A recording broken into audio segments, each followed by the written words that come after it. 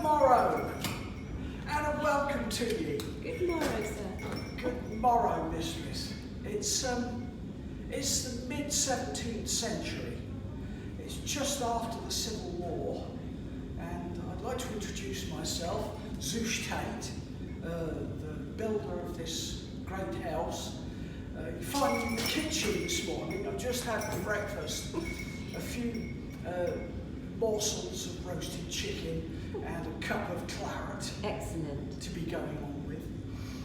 Now, today we are going to be Zeus and Catherine Tate. There's no public here yet, but we're hoping for a good number of visitors who we love to welcome. So you see me here as a man of the 17th century.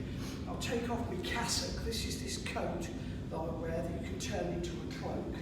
And so you see me in my shirt sleeves. It's a warm summer day, and I'm ready for a lot of work this day. There's a lot of noise, husband.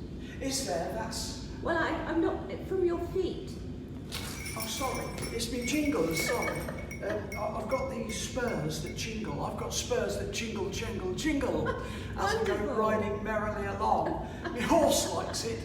And the idea is that I'm trying to show you today the way that Zeus Tate would have dressed. If you come a little closer, you'll see that my shirt sleeves here are very full. They are. It's very heavy linen. It's hand-loom linen. It's the sort of linen that a man who expects to do quite a bit of work today would wear. You know, it's very hard wearing. All sewn by my good wife, Of course. who's here. A labour of love. Yeah, my dear. God bless you, sister in Christ. As you did my breeches. Well, everything I wear, of course. Apart from my boots, and I make them. Actually, they are magnificent breeches. Well, the thing is about these boots, they're for riding long, as we do in the 17th century. Yes. So they're very high in the leg, so it stops you getting pinched by your stirrup leathers. And inside, if I turn this one down, inside you can see there's what we call stirrup hose, which are extra thicknesses, 2 thicknesses, linen and wool, to keep your legs warm and stop you getting, you know, hit by branches and stop you getting any injuries when you're riding. Yes. Because as Member of Parliament for Northampton, I have to travel to London quite regularly, and I ride, you know, alone on the road, perhaps with a couple of retainers with me, depending upon the amount of trouble there is upon the road. And you can see I carry a sword. This is the typical sword of the period that we're showing today.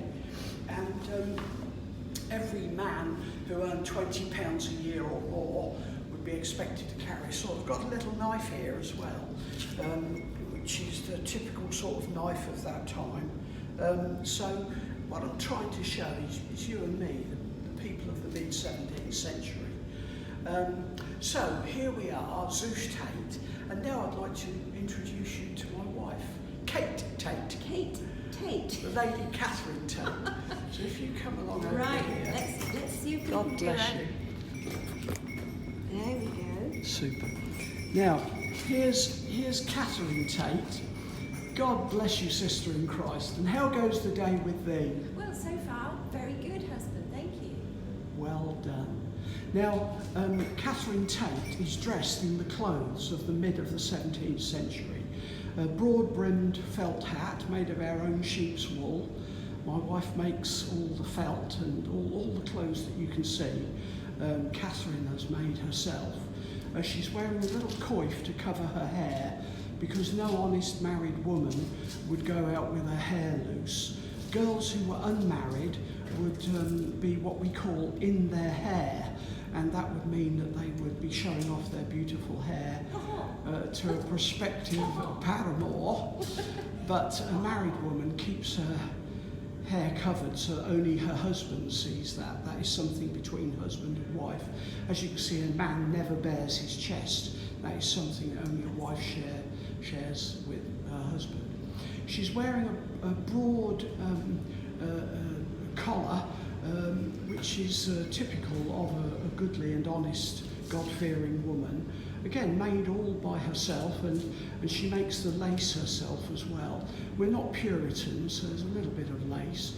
And if we come a little bit closer, you can see she's wearing this linen, well, it's rather a manly style of doublet, but this is the female version of it, and it's held together by these rather pretty points with ribbon points, you can see.